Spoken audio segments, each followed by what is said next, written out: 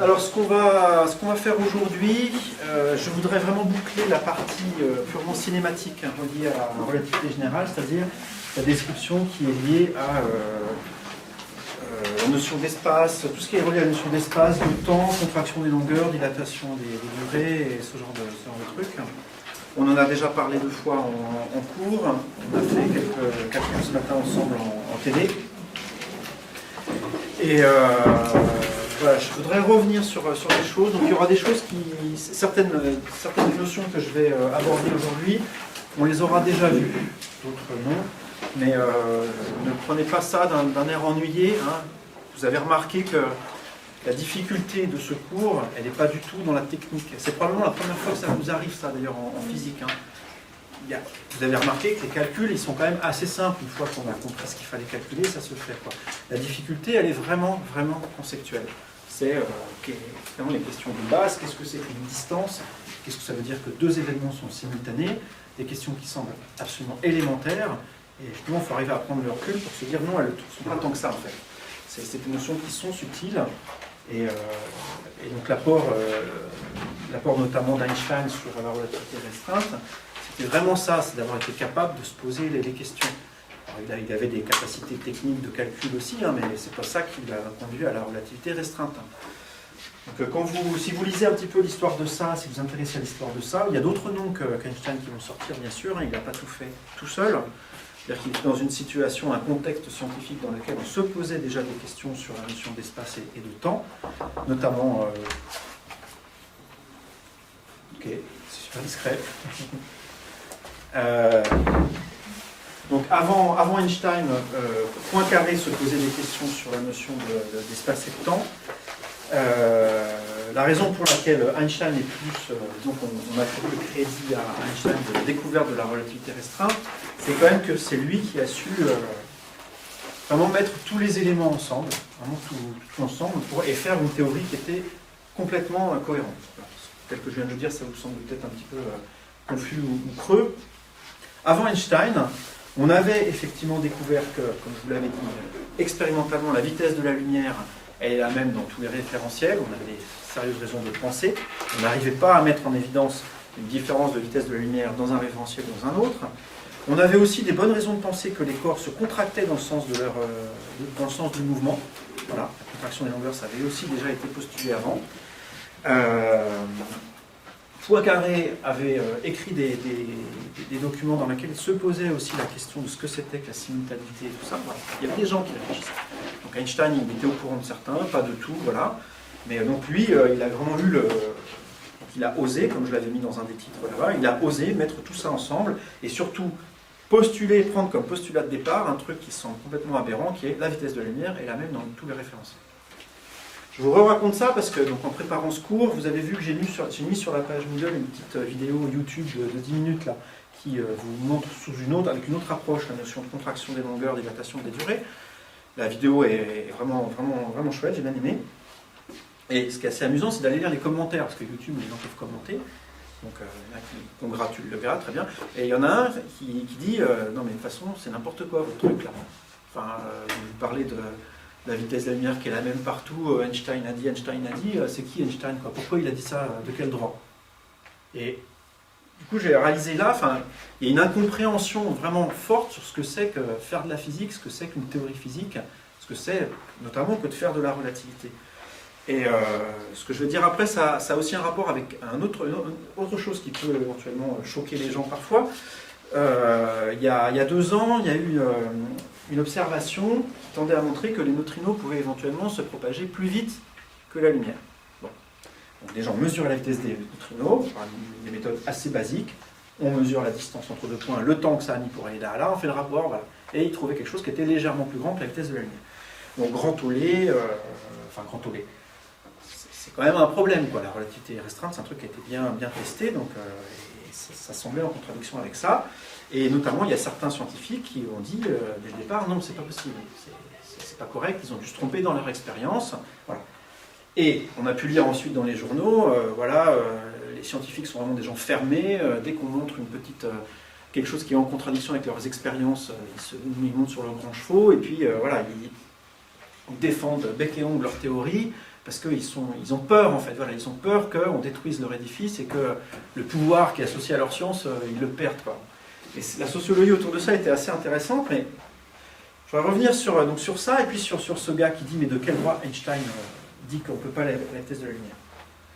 Einstein n'a jamais dit, on ne peut pas aller plus vite que la lumière. Einstein n'a jamais dit, la vitesse de la lumière est la même dans tous les référentiels.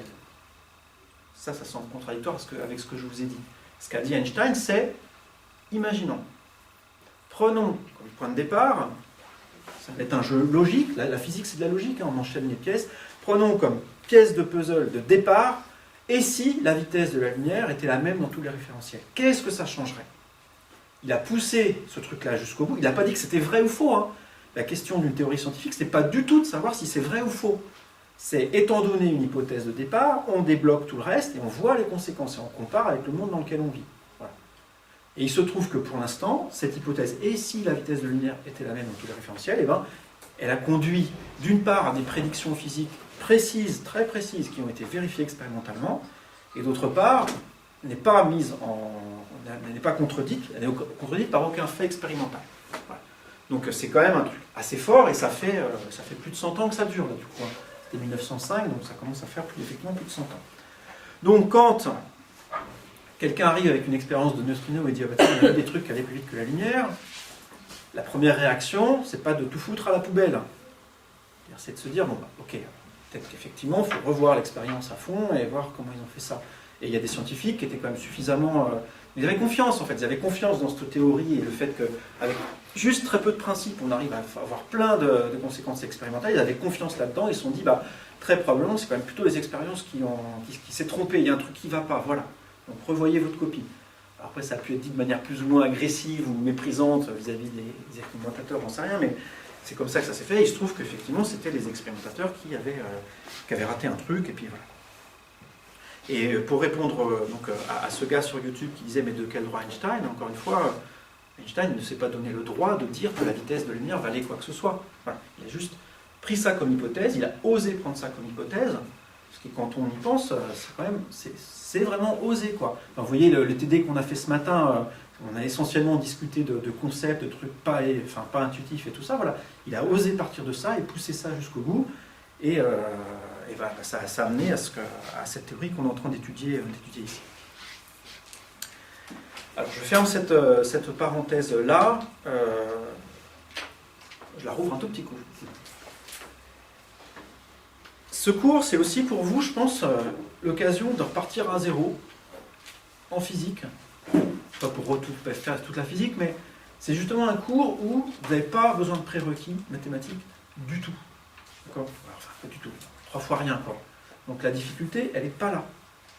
Donc peut-être qu'avant, dans des cours de physique, vous avez pu vous retrancher derrière « ah ouais, mais là, c'est bon, c'est des maths, j'y comprends rien » ou « voilà, j'ai pas envie de faire des maths, j'ai envie de faire de la physique ». Ben voilà, là, c'est de la physique, en fait, c'est plus des maths.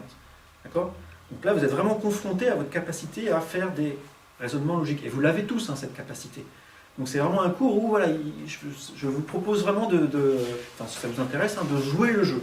D'essayer de jouer le jeu jusqu'au bout et de voir comment vous êtes capable aussi, vous, de suivre ces raisonnements, cette logique, hein, et de mettre derrière des idées préconçues qui sont certaines vraies, certaines fausses, mais voilà, de mettre tout ça à plat, c'est un jeu qui est en tout cas assez amusant à jouer si vous êtes prêt à le faire.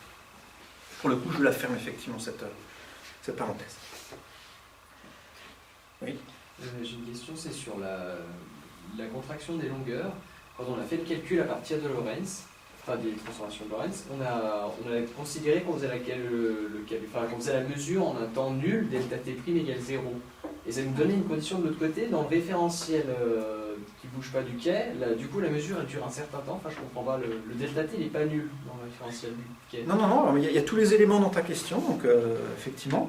Je suis dans un référentiel en mouvement. Je vais me remettre dans le cadre de ce qu'on a fait, dans le contexte qu'on a fait la dernière fois. Je veux mesurer par exemple la longueur de mon ordi. Là. Depuis un référentiel en mouvement. Donc, je suis en train de me déplacer. Alors, puisque vous préférez le point de vue actif, on va dire, il y a un point de vue passif dans lequel c'est l'observateur qui se déplace, un point de vue actif dans lequel c'est l'objet qui se déplace. Je vais plutôt déplacer l'objet. Vous préférez visiblement ça d'après le TD ce matin. Donc je veux mesurer la longueur de ce truc qui est en train de passer devant moi. D'accord ? Faire une mesure de longueur, pour moi, je vois passer ce truc, ça veut dire à un même temps pour moi. Je vais regarder où se trouve l'avant et où se trouve l'arrière de l'ordi. En même temps pour moi. Donc c'est des delta t prime, des t prime qui sont égaux. Prime c'est dans mon référentiel à moi, d'accord? Donc delta t prime égale 0. Voilà. Ça, ce delta t prime, ça se traduit par une condition sur les temps mesurés depuis l'ordi, quelqu'un qui serait assis dessus. La transformation de Lorentz reliait le delta t prime à delta x et delta t dans le référentiel de l'ordi. Donc le fait que j'impose que ça soit au même temps pour moi que je fais la mesure, ça veut dire que ça ne va pas être au même temps pour quelqu'un qui est là-dedans. Quelqu'un qui me voit en train de mettre le bout d'un mètre ici et puis l'autre bout là, enfin tous les observateurs qui sont là-dedans, ils ne vont pas me voir faire ça au même instant. Celui de l'arrière ne va pas me voir approcher le mètre en même temps que celui de l'avant me voit approcher le mètre. Donc si les gens du train, de l'ordi ici se racontent ce qui s'est passé, il y en a un qui va dire « Ah bah tiens, à midi, j'ai vu un énorme mètre géant s'approcher de moi », et l'autre il va dire bah, « À midi et quart, j'ai vu ici un énorme bout de mètre géant s'approcher de moi ». Alors que pour toi, depuis le référentiel mobile, tu l'as fait en même temps. En fait, c'est lié par exemple, quand on dessinait le train et qu'on disait l'horloge du fond, elle est à 1 seconde et l'horloge du début, elle est 0,3. Oui, c'est exactement ça. Okay. Exactement ça. Le temps ne s'écoule pas de la manière dans les deux référentiels. Donc dire faire la mesure en même temps, ça ne veut pas dire la même chose pour toi qui es en train de bouger que pour quelqu'un qui est dans le train. C'est ça le point crucial. Du coup, je voudrais revenir vraiment brièvement sur l'horloge à lumière, ce qu'on a vu ce matin en TD, et je vais vous représenter comme ça de manière un petit peu synthétique le raisonnement qu'on a fait, donc, qui va nous permettre de trouver la contraction des longueurs et la dilatation des durées de nature relativiste, sans passer par la transformation de Lorentz, mais juste en s'appuyant sur le fait que la lumière va à la même vitesse dans tous les références.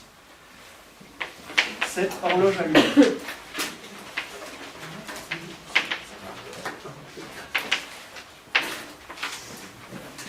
Et alors, ce qu'on appelle une horloge à lumière,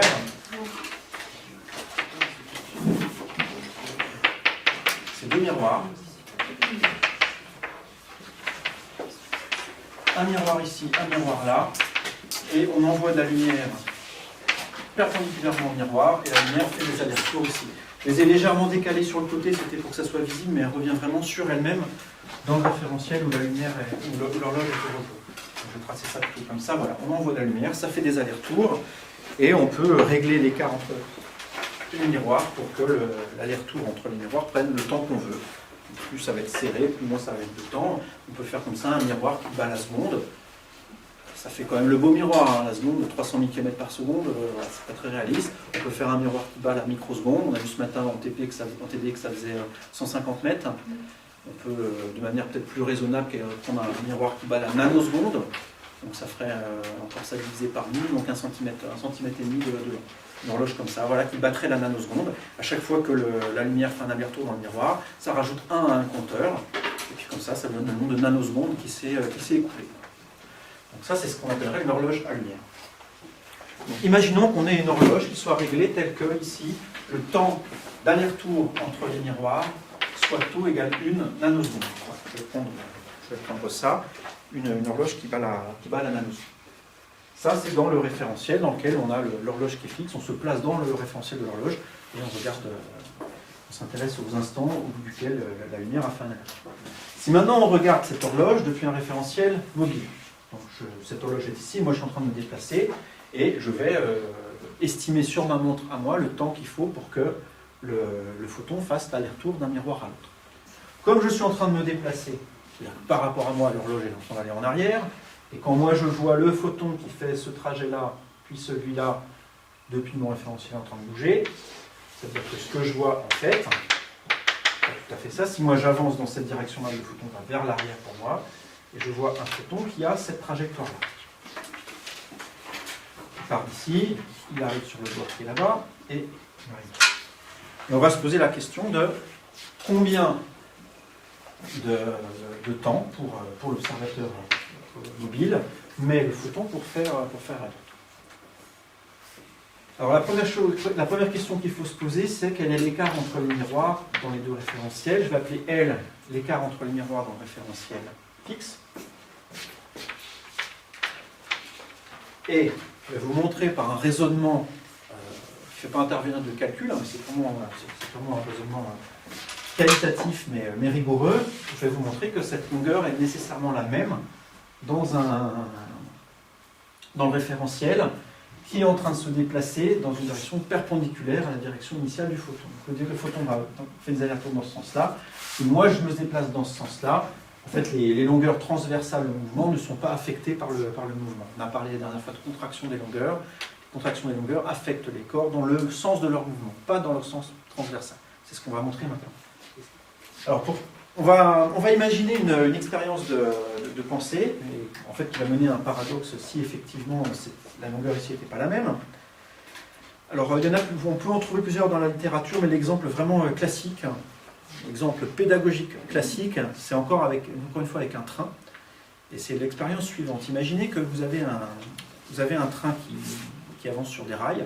Normal, c'est un train. Les rails sont réglés sur un espacement qui correspond pile à l'espacement entre les roues. Ce qui est plutôt malin pour un train, sinon ça ne marche pas bien. Bon. Donc vous avez les rails et vous avez le train qui est dessus, qui va rouler comme ça.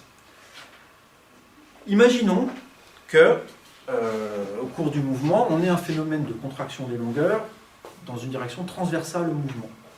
C'est-à-dire que cette longueur-là soit diminuée, ou là dans le cas du train, donc, le train est en train d'avancer sur les rails, s'il y avait une contraction des mouvements, une contraction des longueurs dans le sens transversal, ça voudrait dire que moi, depuis le train, quand je regarde l'écart entre les rails, je vois un écart des rails différent de celui au repos, ou de celui entre mes roues, finalement. D'accord ? De deux choses l'une, ou bien cet écart est plus petit, ou bien il est plus grand. Les deux, voilà. Imaginons qu'il soit plus petit. Imaginons qu'il y a un phénomène de contraction des longueurs dans le sens transversal.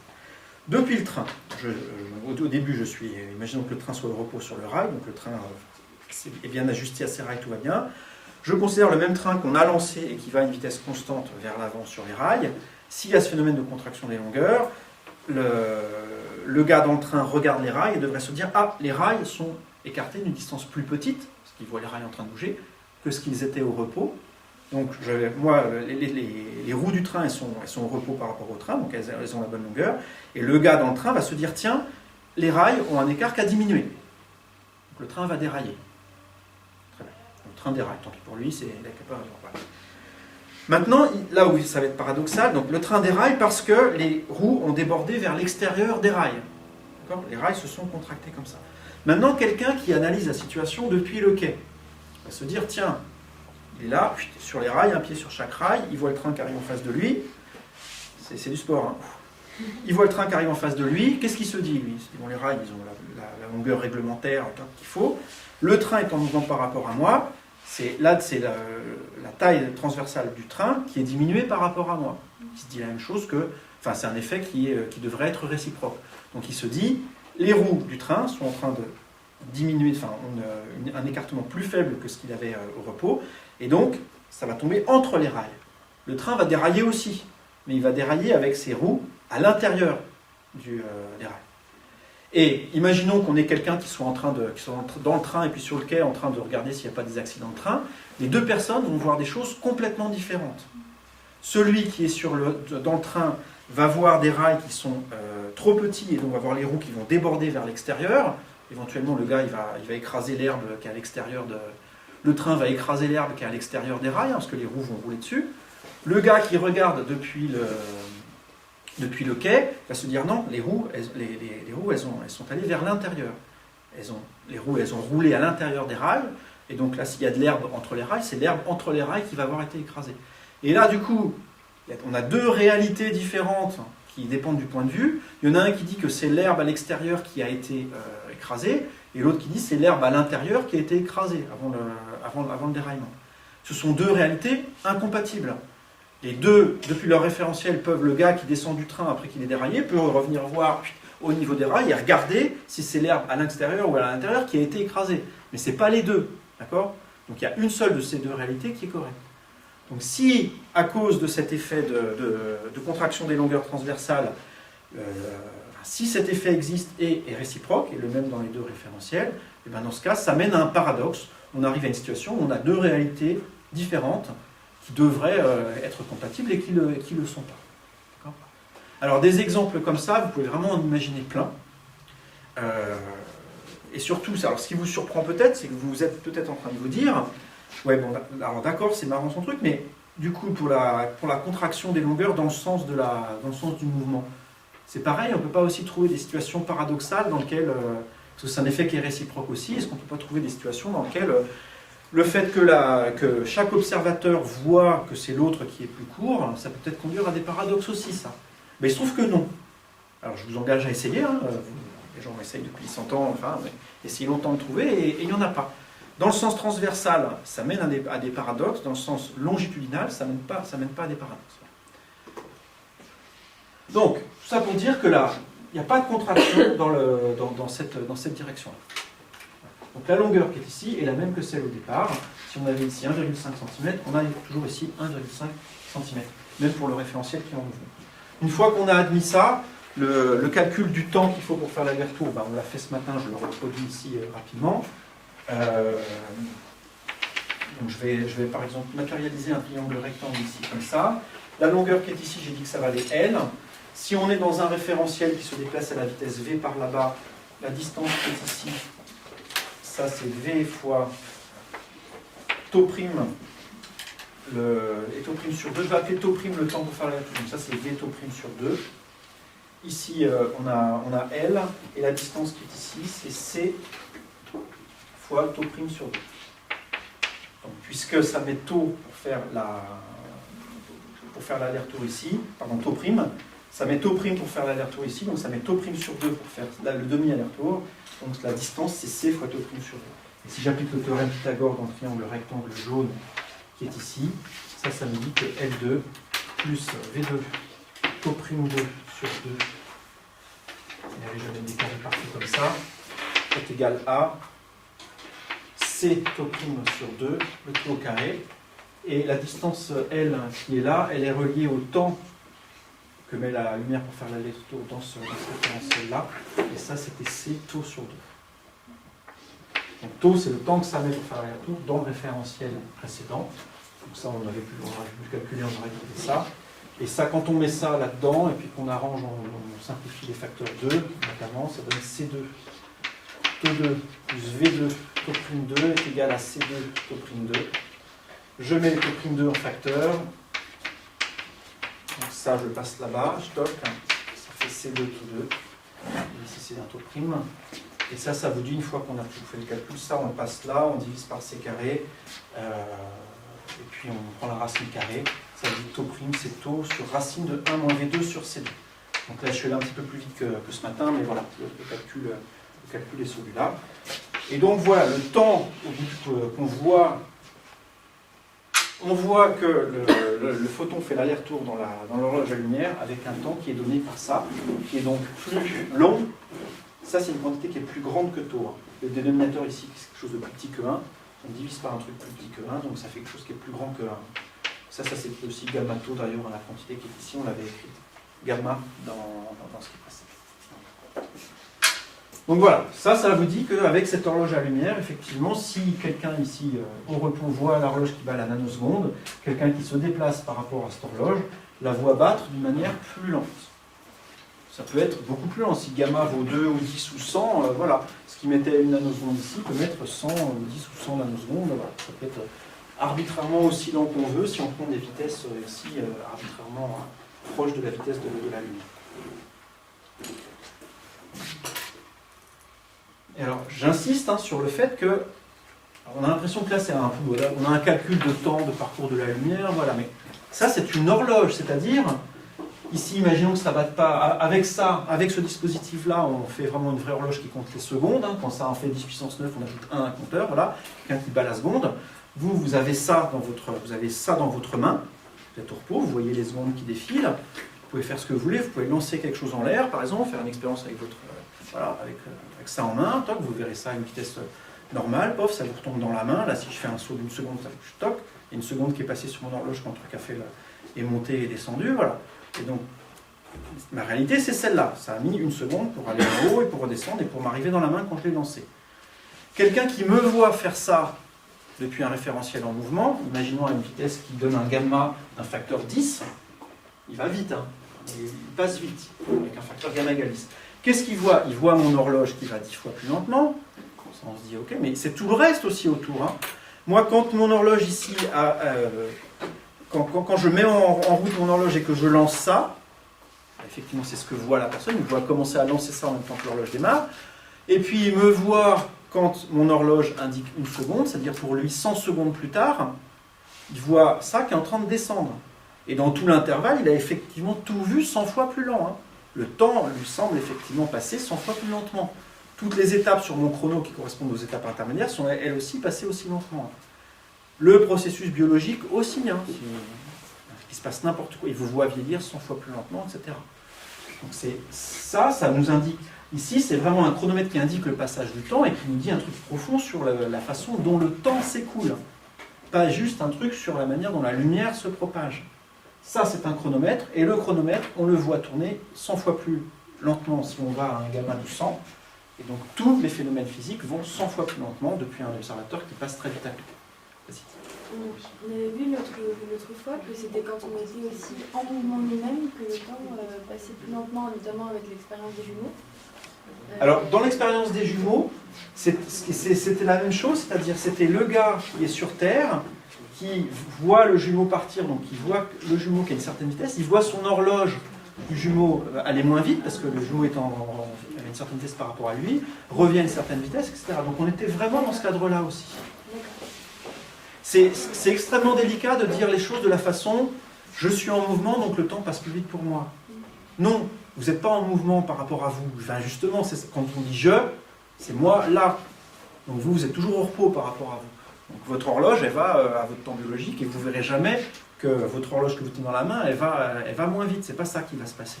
C'est quelqu'un d'autre qui passe à grande vitesse et qui vous voit, va voir le film de votre vie ralenti. C'est ça qui se passe.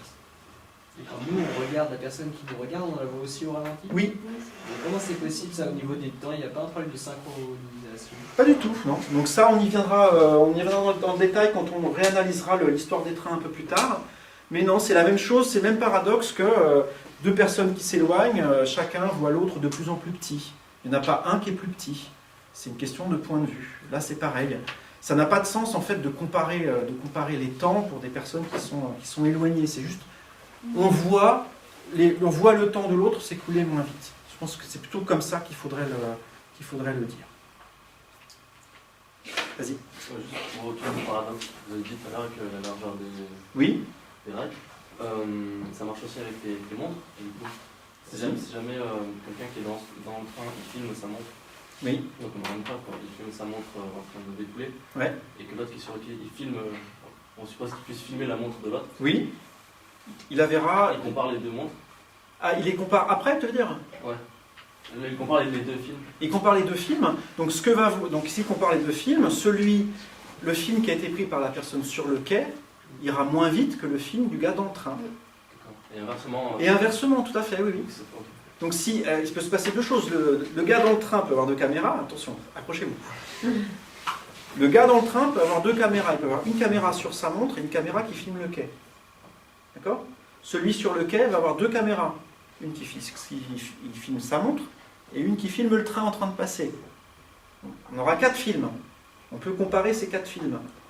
Le film du gars sur le quai en train de filmer sa montre et celui dans le train en train de filmer sa montre vont montrer la même chose.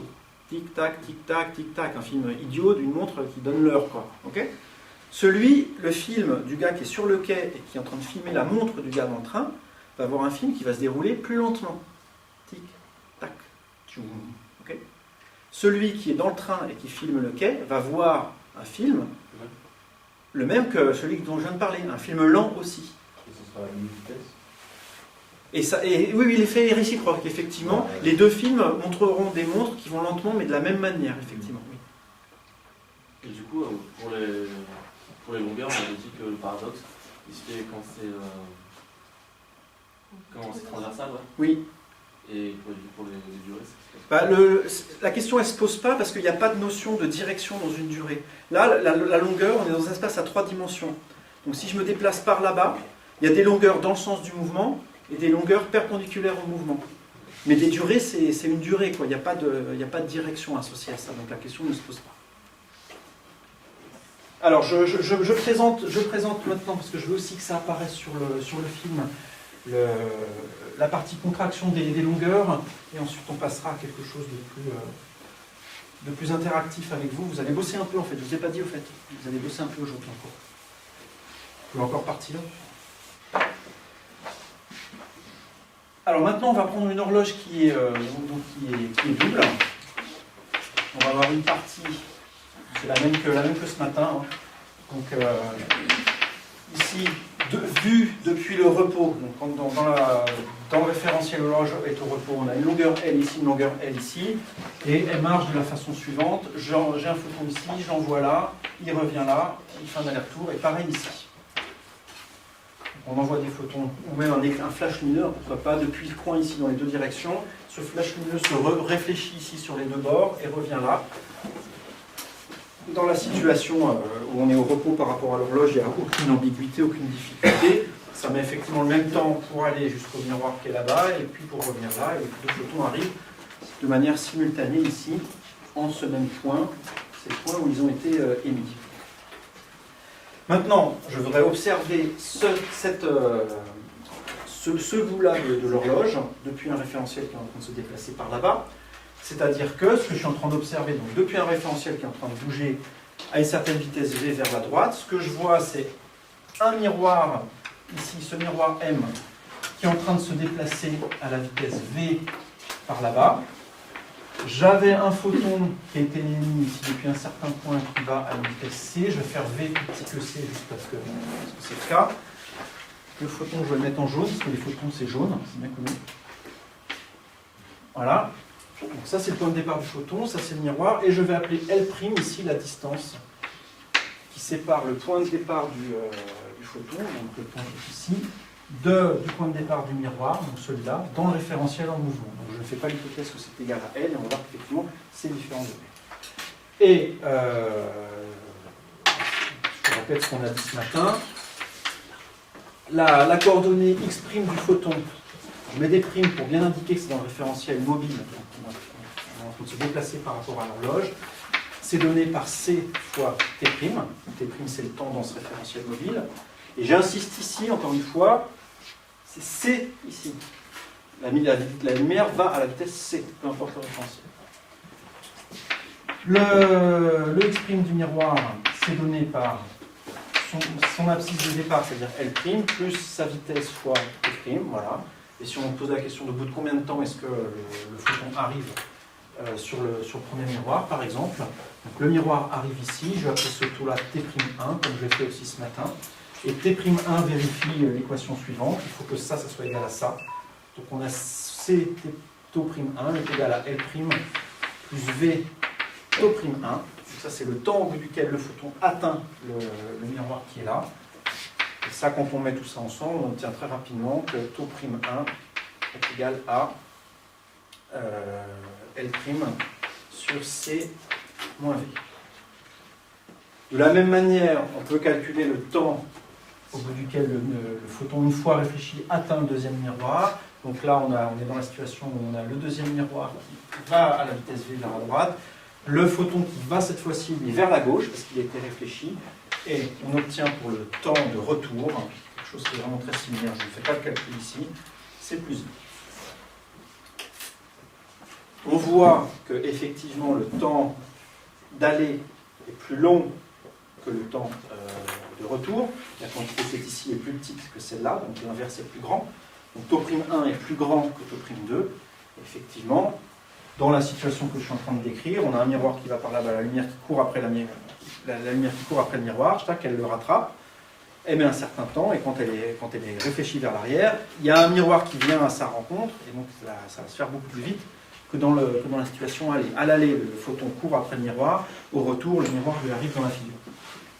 Et quand on fait la somme de ces deux temps-là pour avoir le temps taux' total qui a été mis pour faire l'aller-retour, on trouve L' sur C moins V, plus L' sur C plus V, ce qui donne, en mettant le même dénominateur et puis en arrangeant un petit peu tout ça, je vais aller un petit peu vite, L' sur C2 moins V2. Quand on met le dénominateur, les C restent, il reste ça, 2L'C sur C2 moins V2. On peut aussi écrire, donc je vais laisser comme ça.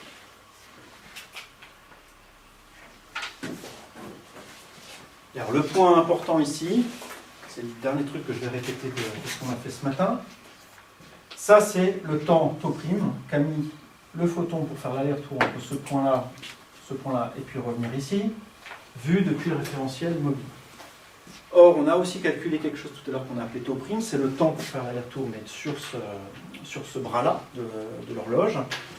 Et donc, le point important ici qu'il va falloir prendre en compte, c'est que le fait que les deux photons ici arrivent dans ce point-là, se recombinent dans ce point-là après avoir été réfléchis, arrivent en même temps en ce point-là, c'est une notion de simultanéité.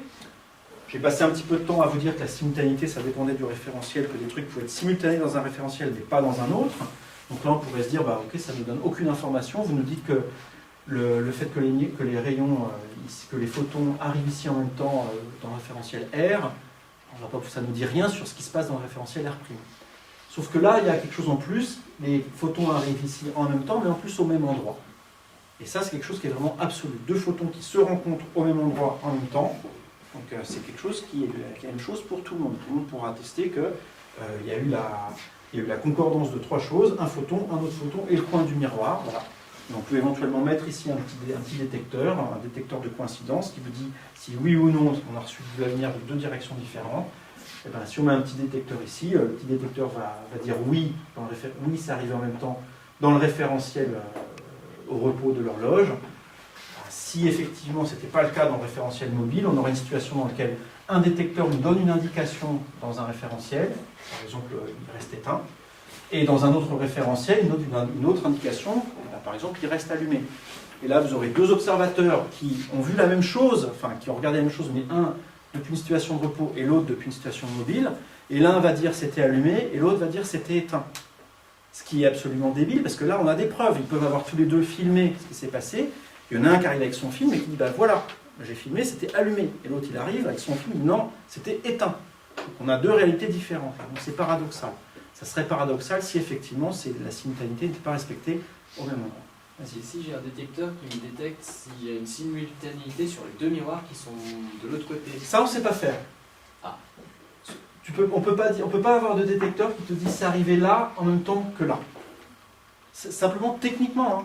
Comment ça marche un détecteur de simultanéité, un détecteur de coïncidence? C'est que tu as un détecteur en un endroit donné, et tu as de la lumière qui arrive en ce point-là, depuis deux endroits différents, mais ça arrive en ce point-là.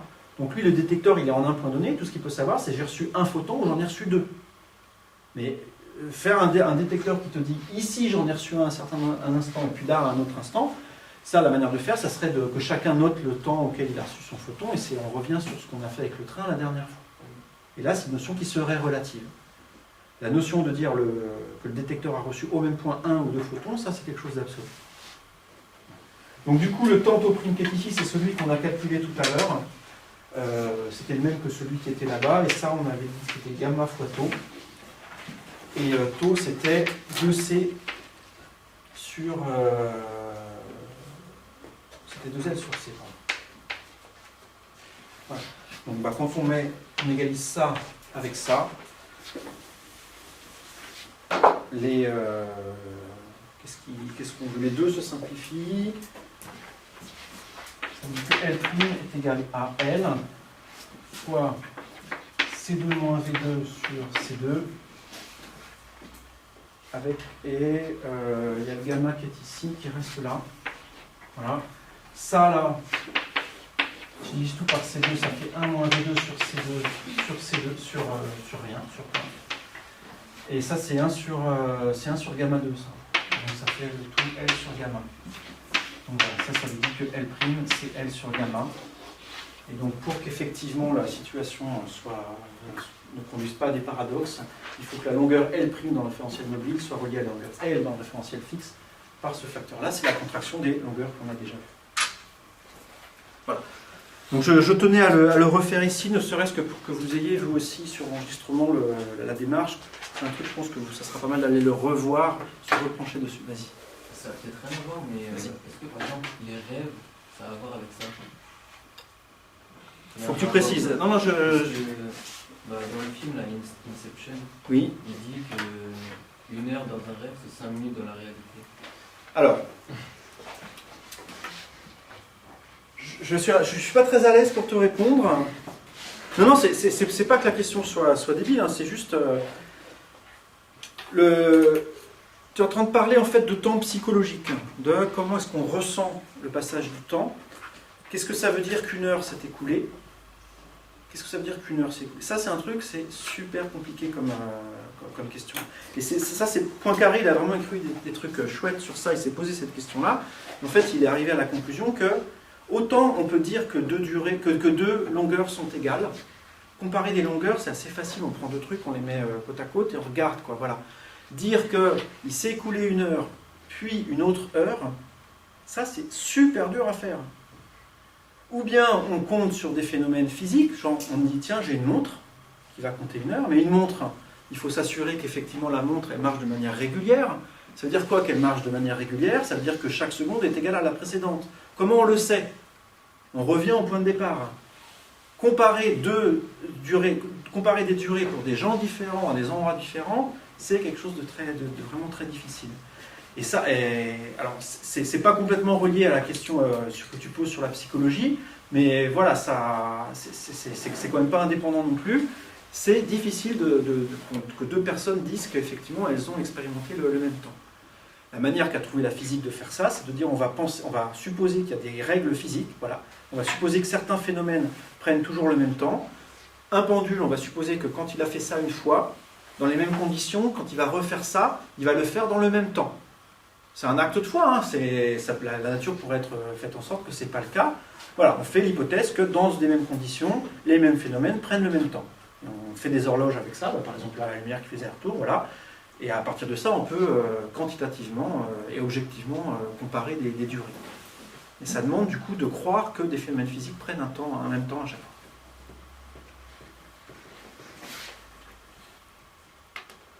Oui. Moi, j'ai pas compris comment ça se fait que quand les deux photons se rencontrent, ce soit simultané, puisqu'il y en a un qui est parallèle à la vitesse, donc lui, sa longueur est modifiée, mais l'autre est transversale, donc normalement, elle ne devra pas être modifiée. Alors, ce qui se passe pour le photon qui est ici, quand on voit je vais peut-être faire le dessin dans le référentiel en mouvement. Dans le référentiel en mouvement, ce qu'on voit,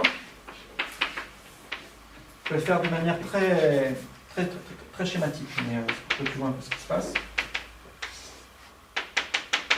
Dans le référentiel en mouvement, cette longueur-là n'est pas affectée, mais le photon, il fait ça. D'accord? Donc il fait un trajet plus long.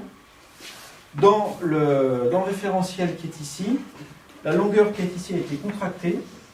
Le photon ici fait un aller-retour comme ça et comme ça. Donc on pourrait se dire que là, en fait, sauf qu'il est parti de... Ce qui est un petit peu compliqué, c'est que là, je trace le photon dans tous ses états. Donc il était parti de là. Le photon était parti d'ici. Il fait comme ça. Oui, ici, c'est ça. Je recommence. On était en situation où c'était en mouvement. Le photon part de là. Celui qui va vers le haut fait ça et ça. Pendant ce temps-là, lui, il avance ici. Il va jusque-là, il fait l'aller-retour et il revient là. Donc lui, il a aussi fait un trajet plus long que dans la situation qui est ici. C'était en partie compensé par le fait que cette distance-là a été comprimée, et à la fin, les deux temps sont égaux. Le temps qui est ici a été multiplié par un facteur gamma, c'est ce qu'on a vu dans le premier calcul. La longueur qui est ici en tout, elle a été multipliée par un facteur qui est donné par gamma 2. Tu vois que ici, tu as un gamma 2 qui se combinait avec un gamma.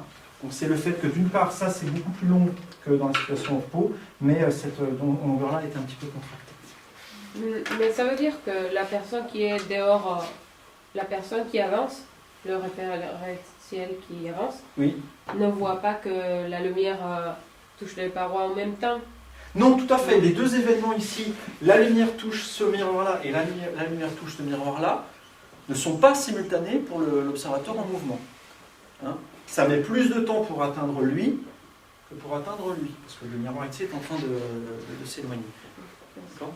Mais encore une fois, là, c'est la simultanéité de deux événements qui n'ont pas lieu au même point. Et ça, c'est quelque chose qui, effectivement, n'est pas absolu du tout. Alors, la question qu'on peut se poser avec ça, le fait que des événements ne soient pas simultanés ou le soient, ou ça dépend du référentiel, bon, ça peut nous poser une question philosophique ou pas, mais il y a quand même une grosse question à la base qui vous interpelle, et vous avez déjà un petit peu exprimé des choses vis-à-vis de ça sans le dire clairement, c'est la notion de causalité.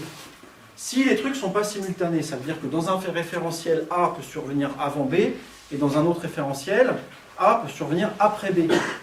Ça peut être un problème si par exemple A est la cause de B. D'accord? Par exemple, toi, je t'envoie une craie, pouf, tu la reçois dans la figure, tu râles. L'événement, je lance la craie, a lieu avant le fait que tu râles dans notre référentiel. Si l'ordre des événements, comme ça, peut être inversé par changement de référentiel, ça veut dire que quelqu'un peut-être va voir la scène, il va avoir l'impression que tu râles, et du coup, je t'envoie une craie. C'est bizarre, ça. On a quand même envie, dans un monde normal, que les causes, ce qu'on considère comme les causes, précèdent les effets, et que ça soit le cas pour tout le monde. Sinon, le gars qui te voit crier puis qui me voit envoyer la craie, il ne comprend rien. Ouais, c'est un exemple débile, mais on peut imaginer des chaînes de causalité beaucoup plus complexes que ça. D'accord ? Donc, ce que je voudrais qu'on voit ici, c'est cette notion de causalité. Là, en fait, on va voir que la causalité, elle est quand même respectée dans ces changements de référentiel.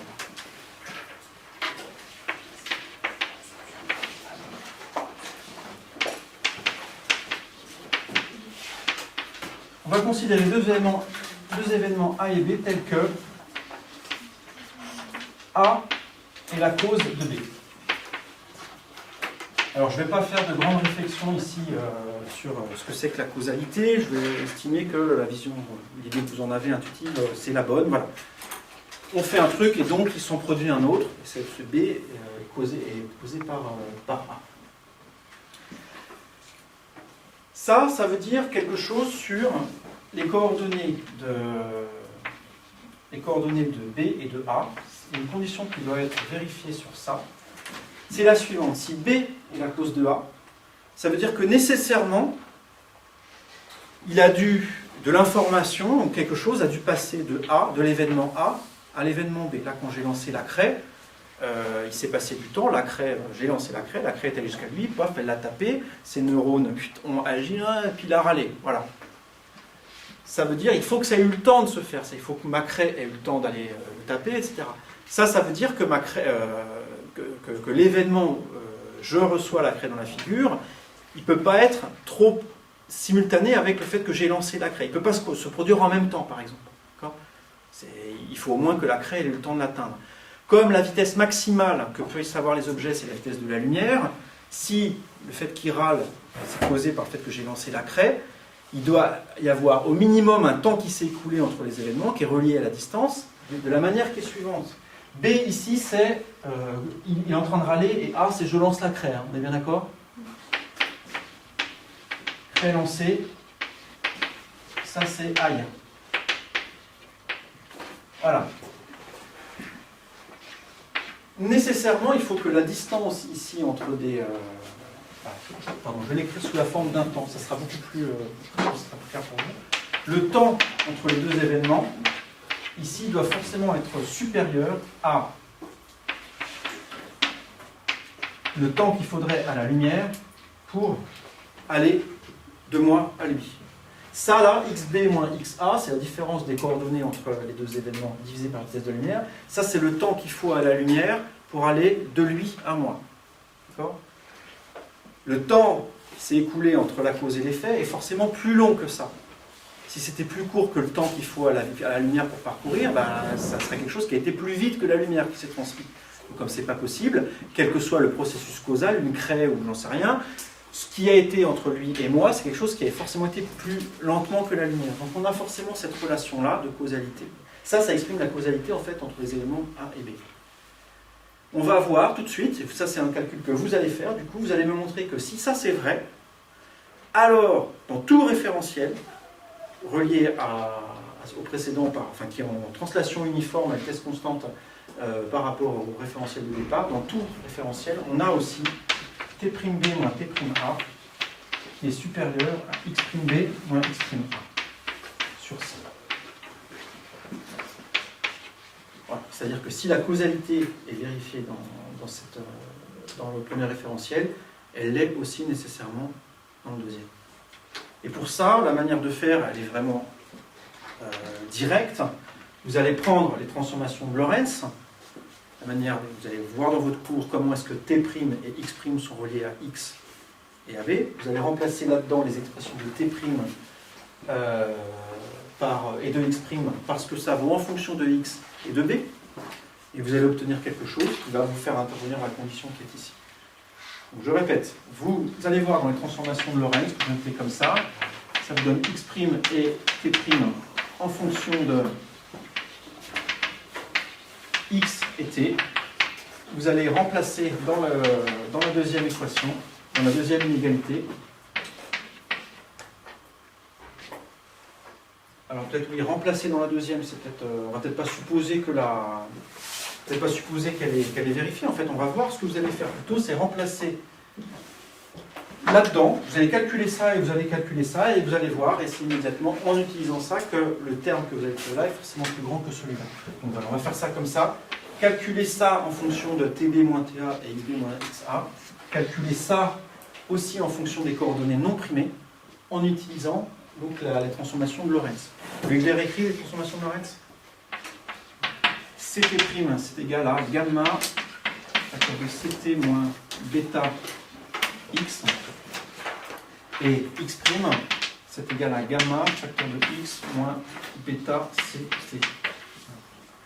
Vous mettez des petits a et des petits b partout, vous remplacez ça là-dedans et vous voyez ce que ça donne. Allez-y.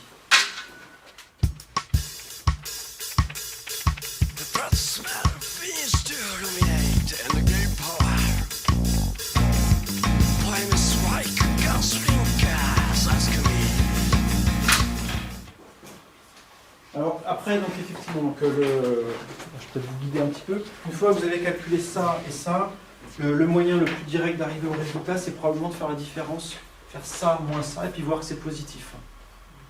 Donc je vais faire la différence entre ce terme-là et celui-là. Je mets un gros signe moins ici, et si on arrive à montrer que ça, c'est une grandeur positive, ça va montrer effectivement ce qu'on veut. Je vous laisse continuer à chercher, je le fais ici sur un coin de tableau. Pendant que vous cherchez.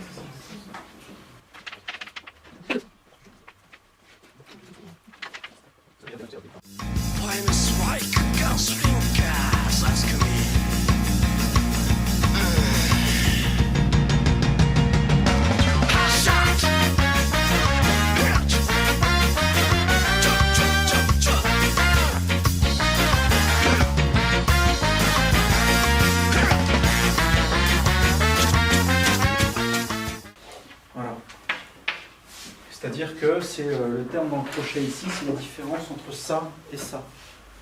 Et or, si on décide que cette quantité-là est positive, comme A est à cause de B, ça veut dire que toute la parenthèse, tout le crochet qui est ici est effectivement positif.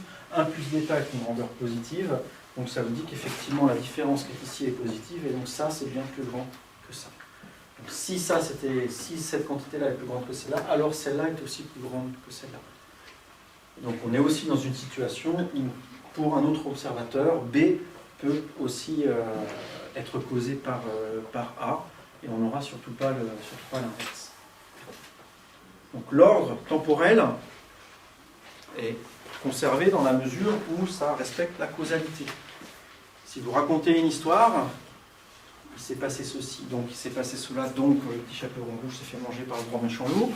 Quelqu'un qui raconte cette histoire depuis un référentiel en mouvement, il ne va peut-être pas donner les mêmes instants, les mêmes coordonnées de temps et d'espace aux différents événements, mais ils vont s'enchaîner de la même manière. L'histoire ne va jamais commencer par le petit chaperon rouge qui se fait manger, puis il va se balader en forêt avec son panier. Ça ne marche pas comme ça, ça ne peut pas marcher comme ça.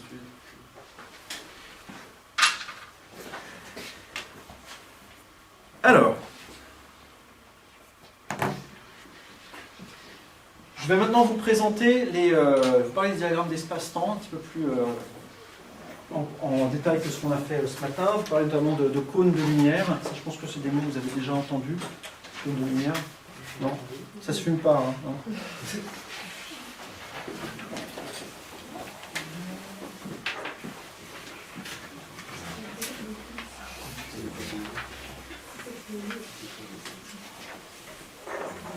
Alors, c'est parti, diagramme d'espace-temps.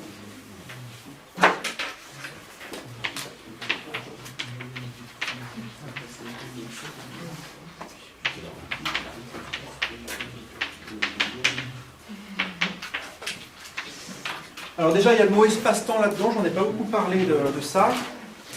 Donc vous avez évidemment remarqué que les transformations de Lorentz combinent les coordonnées d'espace et de temps.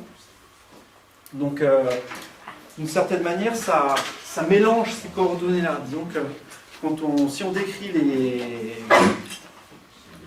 Je vais le redire dans le bon sens. Décrire ce qui se passe dans le monde avec un espace à 4 dimensions, 3 d'espace et 1 de temps, ça n'a absolument rien de révolutionnaire et tout le monde fait ça depuis longtemps, faisait ça depuis longtemps à Einstein. Ça veut simplement dire, les événements, il faut savoir où ils ont lieu et quand ils ont lieu. Donc on a une coordonnée d'espace, une coordonnée de temps, et 3 coordonnées d'espace. Ce truc-là, on peut l'appeler l'espace-temps si on veut, ça c'est ronflant, c'est bien. La relativité nous dit un truc nouveau.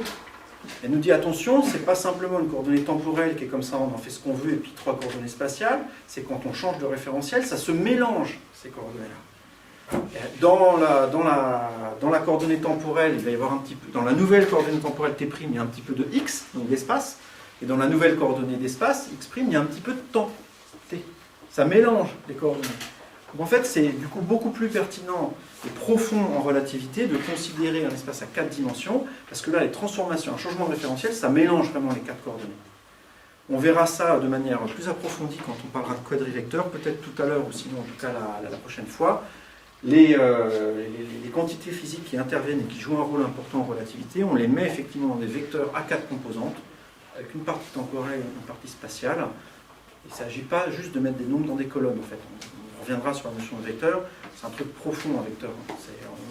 On reparlera même des vecteurs à 3 dimensions, mais il ne suffit pas de mettre 3 nombres dans une colonne pour en faire un vecteur. Il y a autre chose dans la notion de vecteur. Donc on reviendra sur ça. Bon. Pour l'instant, en tout cas ici, ce que je vais appeler l'espace-temps, on va être modeste, on va pour l'instant se limiter à une coordonnée d'espace et une coordonnée de temps, Donc un corps qui est en train de se déplacer sur un axe, qui a différents moments, éventuellement à différentes positions sur cet axe. Ce qu'on appelle un diagramme d'espace-temps, du coup, c'est un diagramme sur lequel on représente à chaque instant t, dans le référentiel qu'on a choisi, la position x du corps, dans le référentiel qu'on a choisi aussi. Et un diagramme d'espace-temps, ça va être un ensemble de points là-dedans, ou plutôt des lignes, qui décrivent la manière dont la position évolue au cours du temps.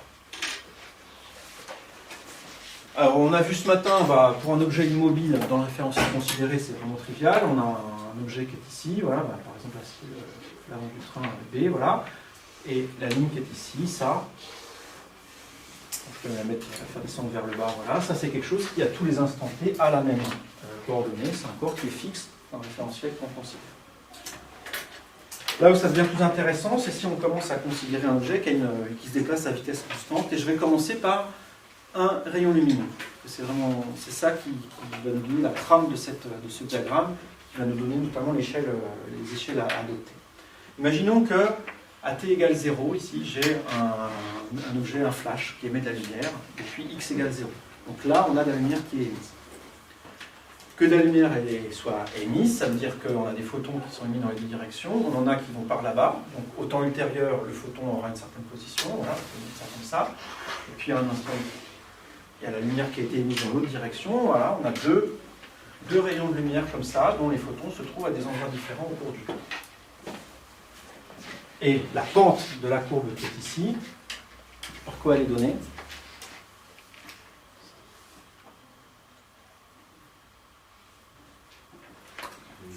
La pente, c'est delta Y sur delta X, hein, vous vous rappelez?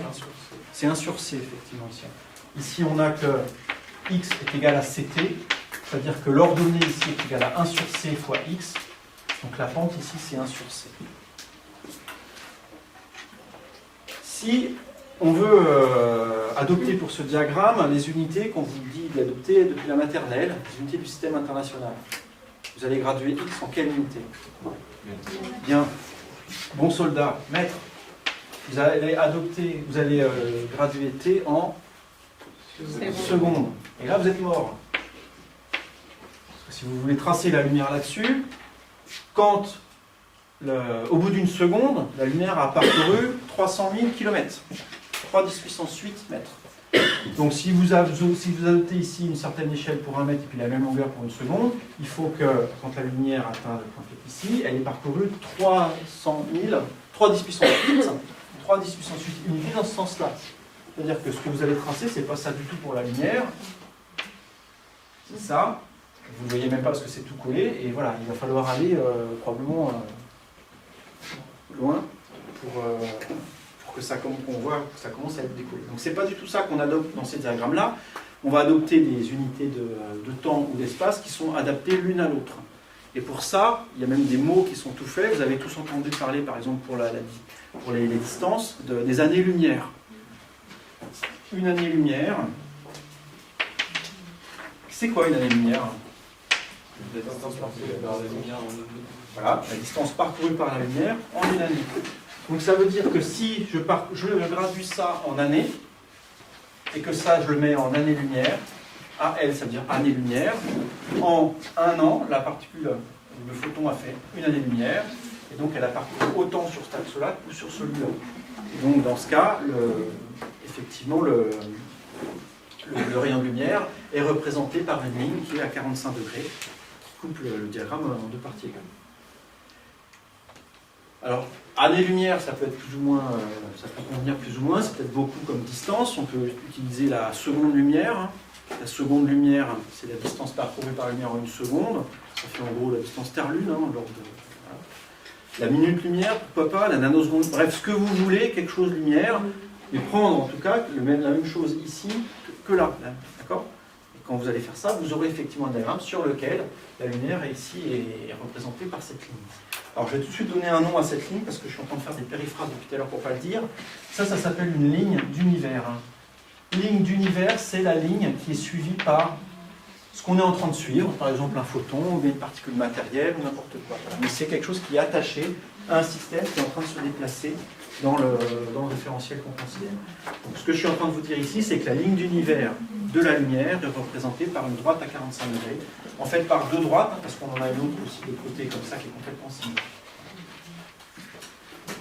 La lumière va dans les 2 directions comme ça. Si on avait été un petit peu plus ambitieux et qu'on avait effectivement voulu faire des diagrammes d'espace-temps avec une dimension d'espace en plus, c'est-à-dire prendre ici une direction Y, une direction X, donc la particule peut se déplacer dans un plan, et représenter sa position à différents temps T. Donc c'est un peu plus chaud. Imaginez que j'ai ici un rayon j'ai un flash lumineux ici qui est éteigné. Alors attention, la lumière se déplace maintenant à 2 dimensions, dans un plan. Donc, la lumière va décrire des cercles, comme ça. Un flash lumineux, c'est un cercle qui va augmenter de rayon.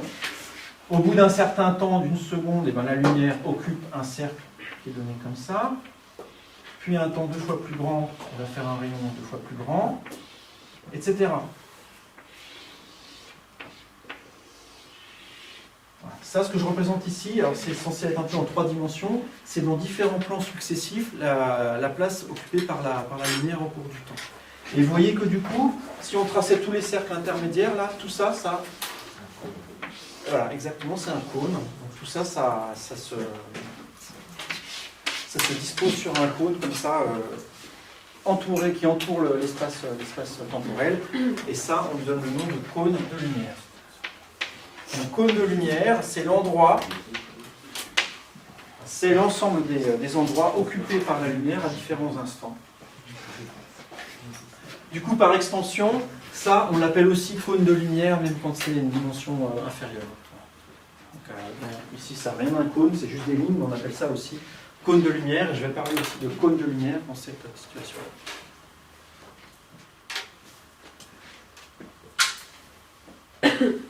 Dans ce diagramme, ici, bidimensionnel, si maintenant j'ai dit que j'envoyais de la lumière, bon, je continue de le faire, il y a un flash qui est là, mais il se passe aussi autre chose, il y a une particule ou quelqu'un qui va partir de cet endroit-là. À un temps ultérieur, est-ce que cette personne peut se trouver ici? Oui. Est-ce qu'elle peut se trouver là? Oui, la partie Alors, oui en haut et non en dessous. Et là, non? On l'inverse. Pourquoi? Alors, est-ce qu'une personne partant d'ici ou un objet peut se trouver ici à un instant ultérieur? J'entends oui et j'entends non. Non. Non, effectivement, parce que ça voudrait dire que ça a parcouru une distance, une certaine distance, ça l'a parcouru plus vite que la lumière. La lumière, pour parcourir cette distance-là, si vous regardez le schéma, il lui aurait fallu tout ce temps-là, en fait. Hein. Donc ici, pour aller ici, la lumière a mis moins de temps. Donc c'est quelque chose, ça, qui a été plus vite que la lumière. C'est pas possible. Depuis un point qui est ici, tout ça, c'est interdit, en fait. Voilà. Si je m'intéresse juste à quelqu'un qui part du centre ici, tout ce qui est en dessous, c'est interdit. La particule ne peut pas, à un instant ultérieur, se trouver là-dedans. Elle est condamnée à se déplacer, c'est ce qu'elle veut là-dedans, mais elle est condamnée à se déplacer dans ce cône-là. Une particule ne peut pas sortir de son cône de lumière. C'est ce que je viens de dire. La particule ne peut pas sortir de son cône de lumière. C'est strictement équivalent à la particule ne peut pas se déplacer plus vite que la lumière. Donc là, c'est pareil en 3 dimensions. Voilà, la particule qui part d'ici, un système qui part d'ici, ne peut pas se retrouver en dehors du cône que je viens de dessiner. Ne peut pas se retrouver et ne peut pas avoir d'effet non plus. Hein. Si vous avez ici... Si vous êtes là, et que vous voulez influer sur ce qui se passe ici, par exemple, vous êtes dans un film d'action, vous avez une bombe avec un détonateur, machin, vous avez le code pour désactiver la bombe, vous êtes là avec votre code pour désactiver la bombe, là c'est la bombe qui va exploser, c'est mort. Vous n'arriverez jamais ici à temps. Parce qu'il faudrait que vous dépassiez la vitesse de la lumière, c'est pas possible. Donc vous ne pouvez pas influer toute une partie de l'univers qui vous est fermée à jamais. Vous ne pourrez pas influer l'extérieur de votre cône de lumière. Et alors, mieux que ça, ici, là, je suis en train de vous dire, quand vous êtes là, vous n'avez pas accès, vous ne pourrez pas changer ce qui se trouve en dehors de votre cône de lumière. Attention, votre cône de lumière, il s'adapte, il vous suit en fait. Hein.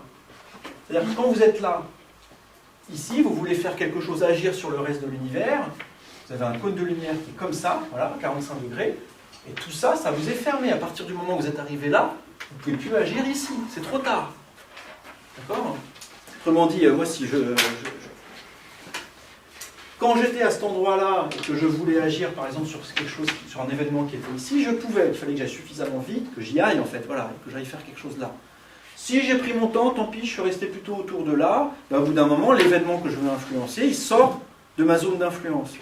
Même en étant ici, même en envoyant un signal à la vitesse de la lumière, je n'arriverai pas ici. Donc il faut vous voir comme un chien malade, avec un cône, comme ça, pour empêcher de se gratter, et vous avancez avec ça, en fait. C'est exactement ça que nous dit la relativité. Et alors, pas que ça c'est ce que je suis en train de vous parler de comment on peut influencer son futur, mais on a aussi un cône de lumière passé.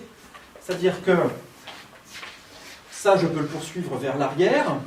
On a un cône comme ça aussi, je ne sais pas si vous le voyez, qui se ferme comme ça, qui se rouvre en symétrie derrière. Là, votre passé à vous, il est entièrement là-dedans. Votre vie, votre existence n'a pas pu être influencée par quelque chose qui se trouve là. Quelque chose qui se trouve là ne peut pas émettre un signal qui vous arrive ici, c'est pas possible. D'accord ? Donc, je ne vais pas prendre l'image du chien parce que ça va être bizarre qu'il y ait 2 cônes à chaque côté, mais voilà. En bas, c'est le passé ? En bas, c'est le passé, oui. On appelle ça le cône du passé, et ça, c'est le cône du futur. Donc, pour en terminer juste avec cette introduction au diagramme d'espace-temps, là, on va reprendre quantitativement, on va tracer dans ce diagramme d'espace-temps ce que je vous ai raconté la dernière fois avec le train, là. On voit vraiment quantitativement ce qu'indiquent les différentes horloges aux différents instants pour les différents observateurs. Donc, je vais effacer ça parce que ça commence à être un petit peu confus. Voilà, pour redessiner quelque chose qui ressemble finalement pas mal.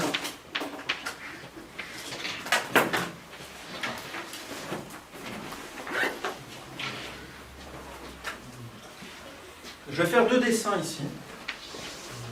Je vais faire un dessin dans le référentiel en mouvement, un dessin dans le référentiel fixe, et celui que j'ai appelé fixe, c'est celui qui est lié, par exemple, au wagon. Celui-là, il va être lié au wagon, et celui-là, on voit le train passer. D'accord ? Donc, on a vu, ce matin, ça je vous l'ai fait, donc je vais le faire rapidement ici. Ça, c'est l'arrière du train, ça, c'est l'avant du train. Si le train a une longueur L, donc ça, on a une longueur L entre les deux. Je trace ici les lignes d'univers de ces 2 points-là.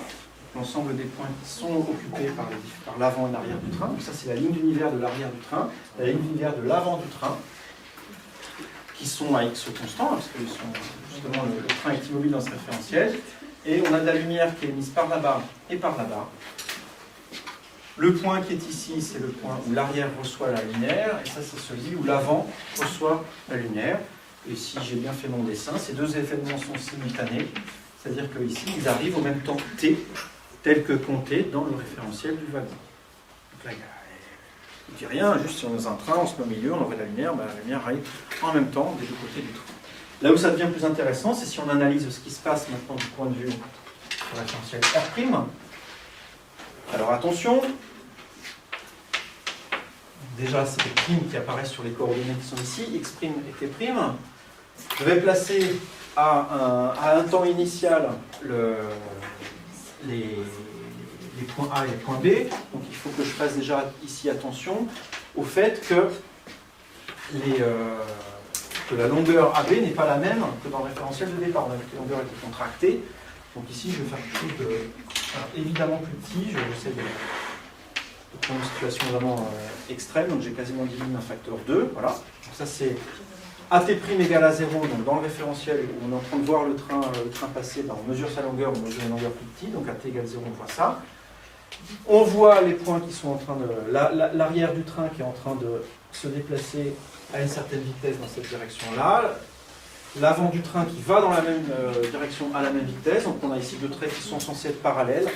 C'est pas super clair, mais c'est tout ça, c'est deux traits qui sont parallèles l'un à l'autre. Et ce que j'ai représenté ici, c'est la ligne d'univers, celle de l'arrière du train et celle de l'avant du train, depuis le référentiel en mouvement. Et si je m'intéresse toujours à cette expérience dans laquelle j'envoie de la lumière de l'autre côté, le point crucial ici, c'est que la lumière, elle, est encore décrite par des lignes qui vont à 45 degrés dans ce diagramme-là. Et vous voyez qu'ici, les deux événements effectivement ne sont plus simultanés. Dans le référentiel R', le rayon lumineux atteint l'avant du train après avoir atteint l'arrière du train.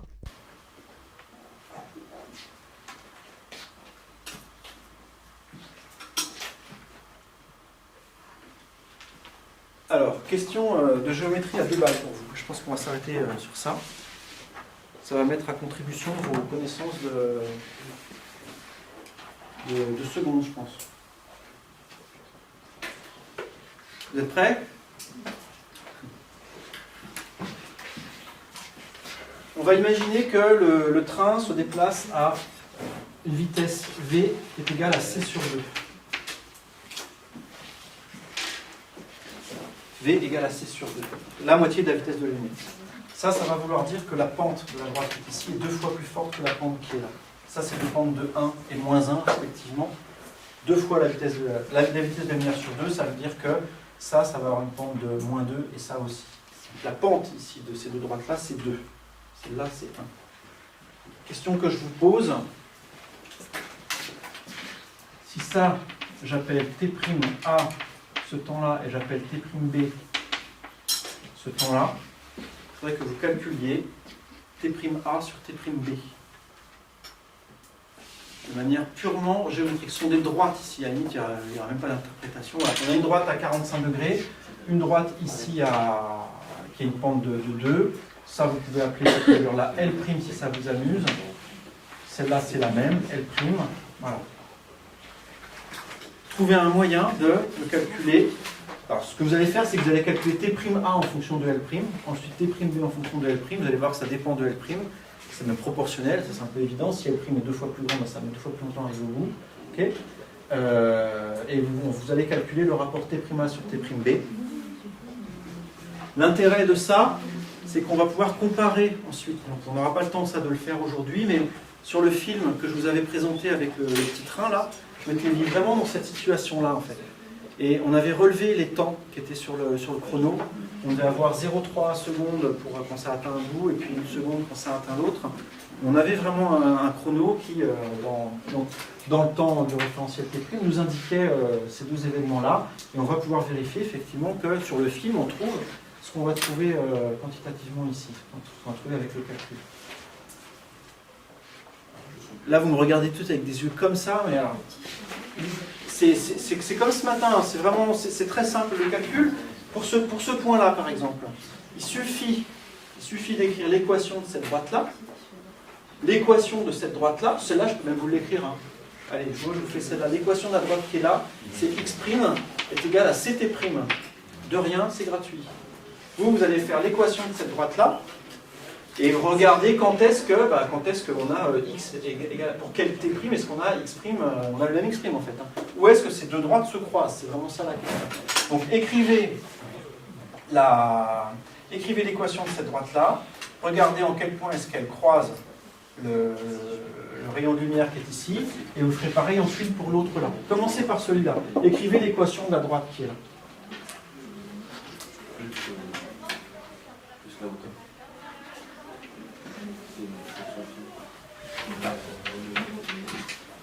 Monsieur, Oui. vous pouvez expliquer, alors, toujours les droites des lignes d'univers, c'est les vitesses? Vas-y, recommence. J'ai pas compris ça avec les pentes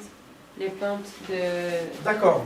de A et de B, que vous avez dit que c'était 7 sur 2, mais... La vitesse est donnée par ça. Dire qu'un corps se déplace à une certaine vitesse, ça veut dire que x' est égal à v fois t'. Ça, c'est la définition de la vitesse. Donc ça veut dire ça que t' est donné par 1 sur v fois x'.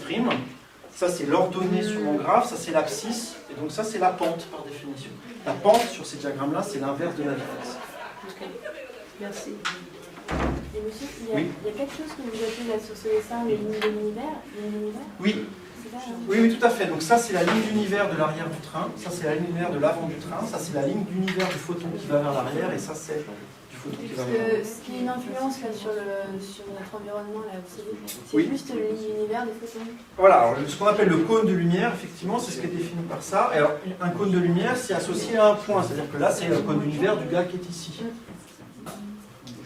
Et les lignes d'univers de A et B ont une influence sur quelque chose Alors, la ligne d'univers de A, c'est partout où va se trouver A. Donc, tout ce qui atteint, tout ce qui croise la ligne d'univers de A, c'est quelque chose qui va affecter A. Voilà.